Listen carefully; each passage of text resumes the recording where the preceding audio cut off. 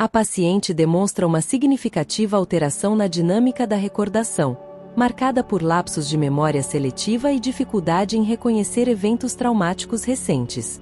A evocação hesitante do termo minha filhinha revela uma clivagem entre a consciência e os conteúdos reprimidos, reforçando a eficácia do processo de recalque. A ausência de lembrança sobre episódios anteriores denota não uma amnésia generalizada, mas uma defesa inconsciente direcionada. A sequência de eventos inesperados que emergem durante a sessão confirma um núcleo traumático organizado em torno do medo da irrupção súbita do outro. As situações narradas, aparições, invasões e olhares intrusivos, delineiam uma constelação simbólica de ameaças ligadas à violação do espaço íntimo. Essas cenas configuram-se como repetição do mesmo afeto originário, deslocado sobre novos objetos e contextos. O caráter persecutório dessas experiências aponta para uma angústia de invasão que ultrapassa o mero desconforto físico. O estranho que observa, o lunático que se aproxima, o desconhecido que insiste em abrir a porta. Todos assumem o papel de figuras inquietantes, projetadas a partir de elementos recalcados. A chamada ao condutor simboliza a tentativa de restaurar limites e restabelecer o controle da realidade. A intervenção terapêutica segue a lógica da catarse dirigida, em que o apagamento de lembranças específicas visa a neutralização dos afetos correspondentes. A melhora no estado geral e a suspensão da necessidade compulsiva de leitura são indícios de que o investimento psíquico começa a se reorganizar em torno de representações mais integradas. O relato de estar vivendo num sonho feliz sugere a instalação de um espaço onírico restaurador. A angústia reaparece com menor intensidade somática, mas mantida em sua essência.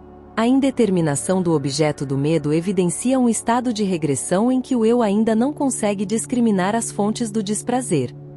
A presença do novo médico funciona como estímulo ambivalente, condensando tanto o medo do desconhecido quanto a expectativa de salvação. A experiência repete a ambivalência da infância diante da figura paterna. A sessão hipnótica permite o acesso à culpa difusa e aos medos projetivos, condensados na suspeita de ter cometido alguma falta contra o analista. Esse movimento regressivo denuncia a persistência de uma posição infantil de dependência extrema. A presença do ginecologista, investido inconscientemente como figura ameaçadora, desencadeia a repetição de temores primários ligados à invasão do corpo. A atuação transferencial revela sua potência terapêutica ao permitir que a paciente enfrente a situação temida sem desencadear os sintomas habituais. A ausência dos estalidos e da inibição da fala indica um deslocamento do trauma para um nível simbólico assimilável. O reforço do vínculo com o analista fortalece o ego, permitindo-lhe acolher o novo sem vivê-lo como ameaça direta. Ao final, a paciente expressa esperança no tratamento e é convidada a reconhecer que o desconhecido também pode conter elementos positivos. Esse convite à abertura simbólica encerra a sessão com uma tentativa de reconfigurar sua relação com a alteridade. A sugestão é de que o novo não precisa ser recusado, mas pode ser integrado como possibilidade de transformação. A dor gástrica que acometia a paciente surgiu com intensidade ao relembrar o falecimento do marido. A evocação do momento em que se recusava a acreditar na morte dele revela uma fixação traumática não elaborada. A sintomatologia somática, associada aos estados de zoopsia, parece acompanhar episódios de recusa da realidade psíquica, como se o corpo carregasse o peso do luto mal resolvido. A insistência do analista em investigar as causas das dores encontra resistência, indicando o valor defensivo da queixa física. A culpa dirigida à filha expressa a tentativa inconsciente de projetar a dor e o sentimento de impotência vivenciados durante a morte do marido. O pensamento de que a presença da criança impediu sua atuação cuidadora revela uma fantasia de onipotência frustrada. Tal movimento contribui para a rejeição materna velada, que, apesar de dissimulada no comportamento, permanece ativa no plano afetivo. A ambivalência não verbalizada se manifesta em sintomas persistentes. O relato da difamação sofrida após a perda conjugal mostra como o luto foi invadido por ameaças externas. O boato de envenenamento, os processos judiciais e a ação do jornalista representam forças persecutórias que reatualizam uma cena interna de julgamento. A paciente torna-se alvo de uma culpa projetada socialmente, reforçando seu retraimento. Essa construção coletiva da hostilidade externa alimenta sua desconfiança generalizada, gerando o afastamento afetivo dos demais. O alívio momentâneo após a escuta analítica aponta para o valor catártico da rememoração. A relação transferencial assume um papel central na construção de um espaço onde a dor pode ser enunciada. O reconhecimento simbólico da injustiça sofrida favorece uma reorganização do sentido. Com isso, a queixa somática cede temporariamente lugar a uma comunicação mais afetiva e verbalizada. Na manhã seguinte, o bom humor da paciente contrastava com as dores persistentes no estômago. A oscilação entre alívio e sofrimento revela a instabilidade do conteúdo inconsciente ainda não elaborado. Os estalidos e tiques persistem como sinais de uma excitação corporal não descarregada. A atenção voltada aos pequenos gestos do analista indica uma ampliação da transferência, agora marcada por desejo de controle e idealização.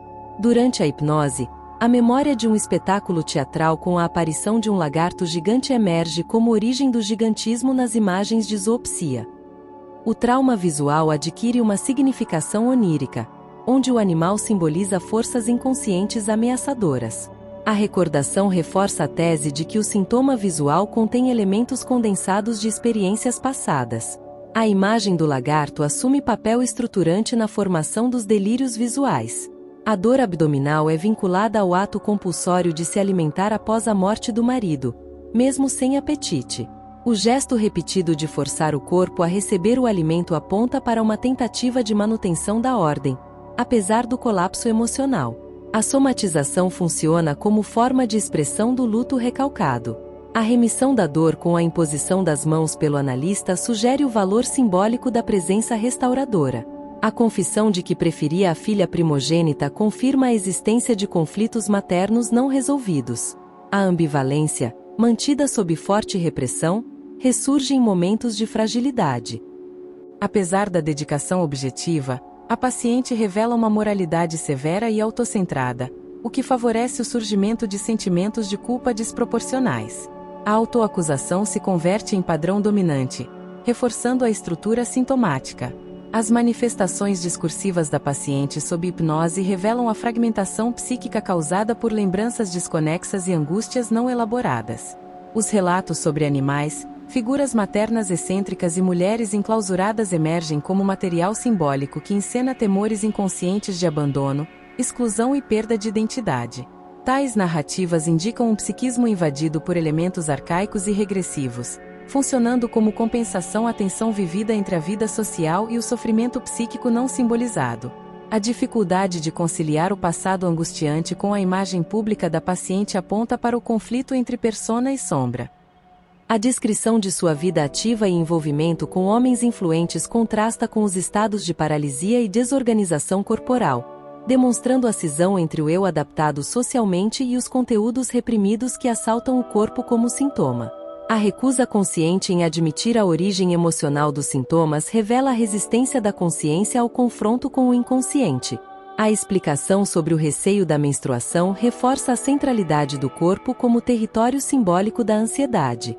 As dores físicas se associam a experiências de cuidado, revelando a sobrecarga psíquica diante da responsabilidade afetiva. O investimento emocional nos outros, sobretudo em figuras doentes, parece funcionar como catalisador da somatização. A paralisia adquire, assim, um sentido de defesa inconsciente contra o excesso de empatia não elaborado. A sequência de sintomas corporais indica uma cadeia de deslocamentos psíquicos em que o afeto traumático, incapaz de se inscrever simbolicamente, retorna através do corpo. As dores, os calafrios e o torpor físico revelam um complexo emocional latente, não passível de rememoração direta. A tentativa analítica de localizar o trauma no contato com o irmão não encontra ressonância consciente, revelando a opacidade simbólica do núcleo patológico. O estado de agitação noturna e a regressão à fantasia infantil demonstram o predomínio do inconsciente primitivo em momentos de enfraquecimento do ego. As alucinações com camundongos e animais ameaçadores, associadas ao medo e à confusão espacial, evidenciam a invasão de imagens arquetípicas ligadas ao medo da dissolução psíquica. A oscilação entre humor e terror aponta para uma instabilidade emocional típica de estados liminares. O surgimento dessas imagens delirantes em momentos de fadiga sugere que o desgaste físico favorece a emergência de conteúdos inconscientes mal integrados. O esforço de separar o real do imaginário é descrito como uma tarefa penosa, revelando a fragilidade da função discriminativa da consciência. A evocação involuntária de memórias ligadas ao sofrimento em Rugen demonstra como as percepções atuais são contaminadas por associações simbólicas inconscientes. A hipnose permite organizar a cadeia associativa entre o estímulo atual e os traços mnêmicos perturbadores. O calor no jardim ativa o arquétipo do desamparo vivido em Rugen, revelando a lógica simbólica do inconsciente. O delírio funciona como narrativa emergente de um trauma não verbalizado, cuja estrutura interna segue as leis do inconsciente, não da causalidade linear. A recomposição da paciente passa pelo reconhecimento da origem psíquica do surto. O relato do banho de farelo, confundido com vermes, ilustra a sensibilidade exacerbada a estímulos táteis como expressão de nojo arquetípico.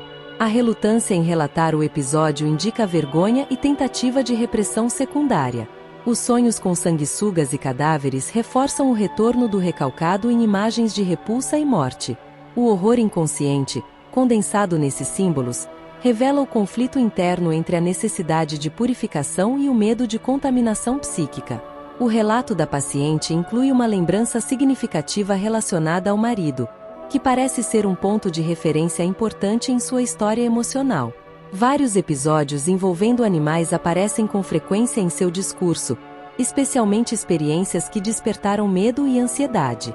O exemplo do morcego preso no guarda-roupa e sua reação extrema ilustram esse padrão. A tentativa do irmão de atenuar esse medo com um broche em forma de morcego mostra a importância de símbolos na relação com seus medos. Sob hipnose, a paciente associa seu temor a vermes a um episódio específico envolvendo uma almofada de alfinetes com farelo mal seco. Essa experiência pode ser interpretada como uma alucinação ou um fato real, dificultando a distinção entre memória e fantasia. A paciente também relata dificuldades em situações sociais, manifestando medo intenso de que suas mãos se transformem em animais terríveis, o que sugere uma relação simbólica entre partes do corpo e o animal como figura de ameaça. Essa sensação parece produzir uma resposta psicossomática, manifestada pela gagueira e movimentos involuntários em momentos de grande medo. A preocupação constante com a possibilidade de acumulação interna de sensações desagradáveis reforça o quadro de ansiedade persistente. A interferência do ambiente e das interações sociais, como a visita do médico e as reações ao entorno, contribuem para a instabilidade emocional da paciente.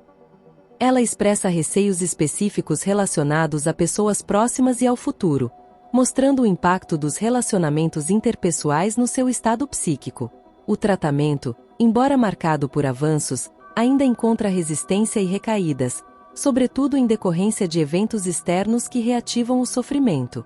A hipnose é utilizada não apenas para explorar conteúdos psíquicos, mas para fornecer recursos internos que protejam contra novos episódios de crise. A melhora inicial do quadro gera esperança e expectativas, mas é acompanhada por dificuldades que revelam a fragilidade da estrutura emocional da paciente.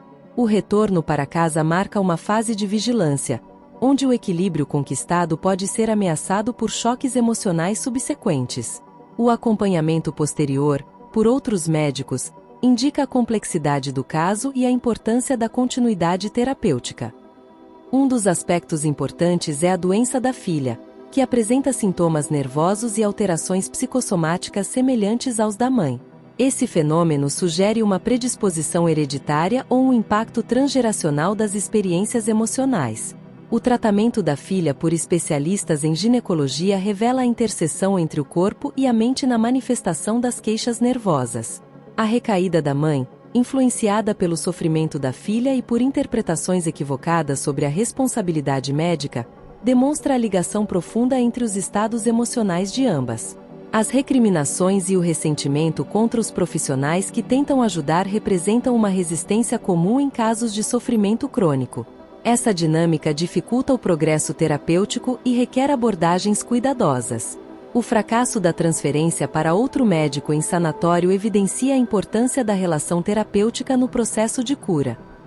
A resistência da paciente ao novo tratamento e sua recusa em colaborar demonstram um quadro de oposição e desconfiança que compromete a efetividade da terapia.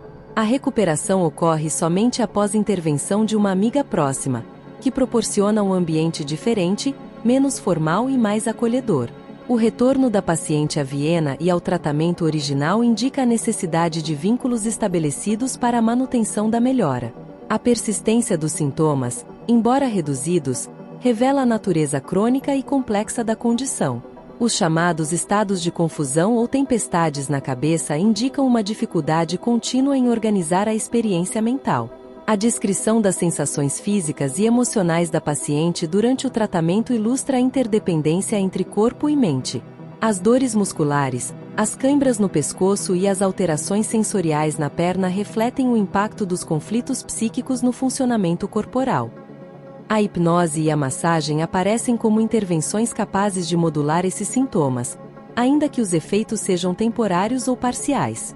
O relato das sessões sugere que a paciente vivencia momentos de melhora seguidos por recaídas, em um processo oscilante e não linear. Essa oscilação reforça a complexidade do diagnóstico e a necessidade de estratégias terapêuticas múltiplas e flexíveis. A recuperação plena parece estar condicionada ao manejo das causas profundas da angústia. O estado emocional da paciente se caracteriza por alternância entre euforia e ansiedade, o que dificulta a estabilidade psíquica. O uso de hipnose, inicialmente produtivo para extrair conteúdos reprimidos, torna-se limitado à medida que o material inconsciente se esgota ou é inacessível. A proposta de maximizar recursos protetores por meio de máximas hipnóticas indica uma mudança estratégica na terapia. A influência das leituras contemporâneas sobre sugestão modifica a expectativa em relação ao tratamento, o que demonstra o impacto do contexto teórico no manejo clínico. O quadro geral, embora mostrando avanços, destaca a fragilidade que pode ser rapidamente desestabilizada por acontecimentos externos. A continuidade do tratamento, em diferentes ambientes e por profissionais diversos, evidencia a persistência do desafio clínico. Ela apresentava insônia e episódios de choro prolongado, com o momento específico do dia em que a tristeza se intensificava. Esse horário correspondia à rotina anterior em que visitava a filha internada, marcando uma presença simbólica da perda e do apego. Durante suas manifestações, exibida gagueira e estalidos frequentes, acompanhados de movimentos repetitivos das mãos que indicavam intensa agitação emocional. Questionada sobre visões de animais, respondeu com um pedido de silêncio, sugerindo uma resistência à confrontação direta dessas imagens internas. A rejeição à hipnose inicial, com resistência explícita à medicação, refletia uma defesa contra experiências traumáticas anteriores no sanatório, mostrando-se desconfortável diante da repetição de procedimentos médicos. A adaptação à situação presente ocorreu apenas com o afastamento das lembranças hipnóticas, ilustrando a complexidade da transferência entre passado e presente. A interação inicial foi marcada pela tentativa de aliviar a gagueira, que ela relacionava a um choque vivido em um local identificado como um momento carregado de angústia inconsciente. O episódio do garçom escondido no quarto, inicialmente fragmentado, indicava a importância da elaboração completa das narrativas para o progresso terapêutico. A narrativa incompleta revelava-se insuficiente para a cura, evidenciando a necessidade de um relato detalhado e simbólico para o desbloqueio emocional. O confronto direto com as impressões desagradáveis da paciente exigiu o uso da hipnose para lidar com traumas vividos durante o tratamento da filha e sua própria internação.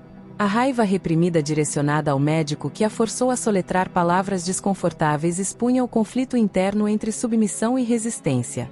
Uma intervenção lúdica consistiu em modificar a memória do sanatório, fragmentando o nome do local para atenuar a fixação obsessiva, técnica que proporcionou alívio parcial.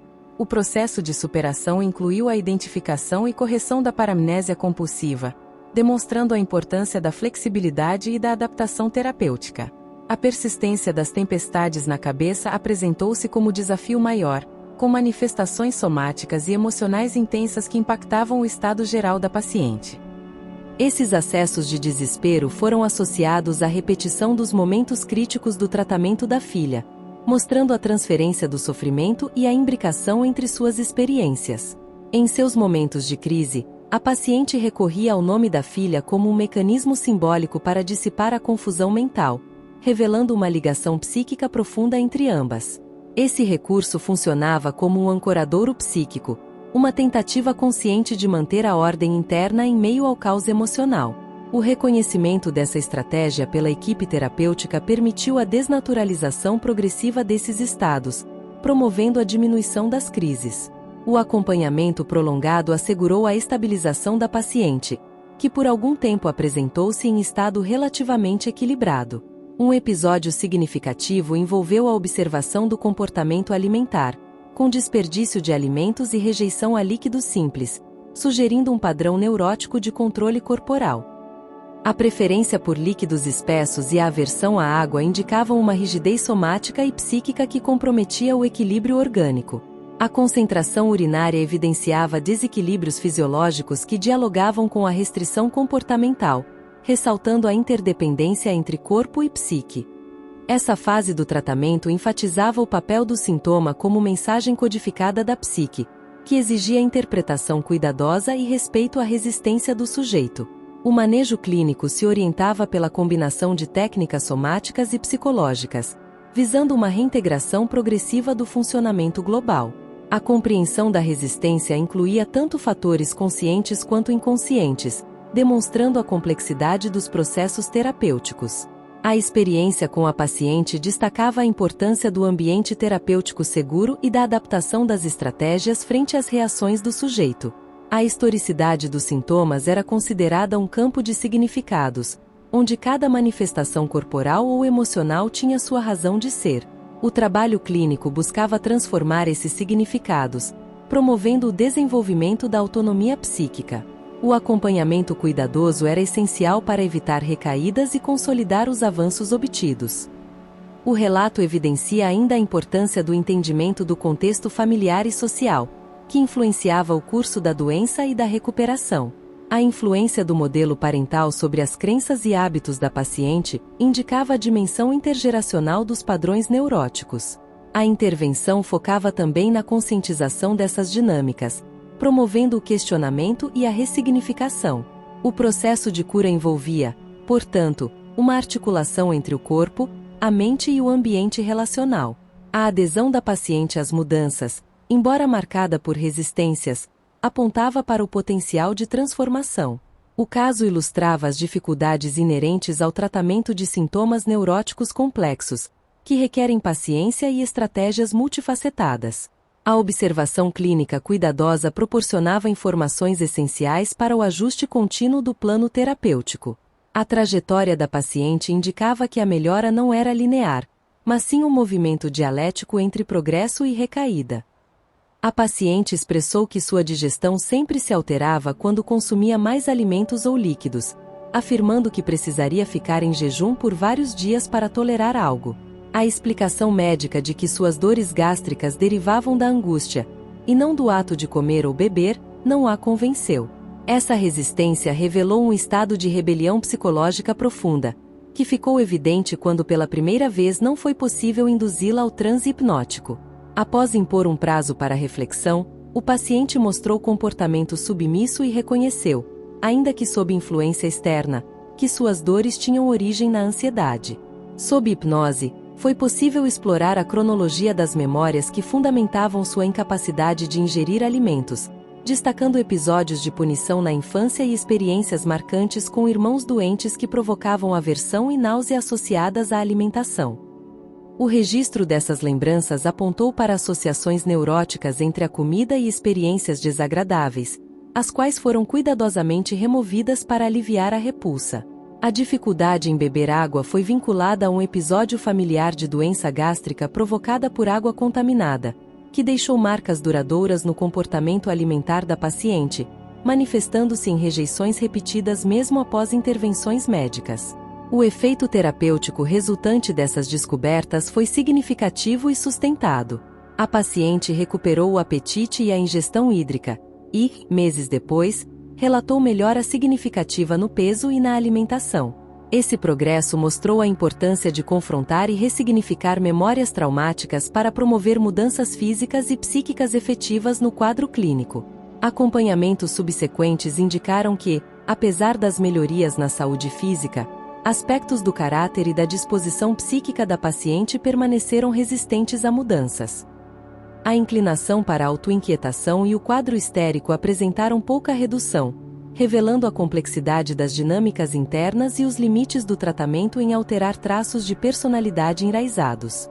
Novas queixas relacionadas a viagens e espaços específicos, como o transporte ferroviário, demonstraram a persistência de bloqueios psíquicos que dificultavam o enfrentamento de situações cotidianas. Essas resistências sugeriram a presença de defesas psicológicas estruturadas, que serviam para impedir a exposição a lembranças ou ansiedades associadas a eventos anteriores. Durante o tratamento, a paciente expressou preocupação com lacunas em sua memória, especialmente em relação a fatos importantes, o que confirmou a eficácia duradoura da intervenção anterior. O episódio em que ela reagiu com censura a uma pergunta sobre sapos na paisagem indicou que certos conteúdos simbólicos continuavam a exercer influência significativa em sua experiência consciente. Por fim, diante da necessidade de superar resistências, foi aplicada uma técnica de sugestão hipnótica baseada em um comando escrito para alterar comportamentos cotidianos relacionados à obediência e à aceitação do tratamento. Essa estratégia visou reforçar a cooperação sob hipnose, antecipando possíveis obstáculos futuros no processo terapêutico.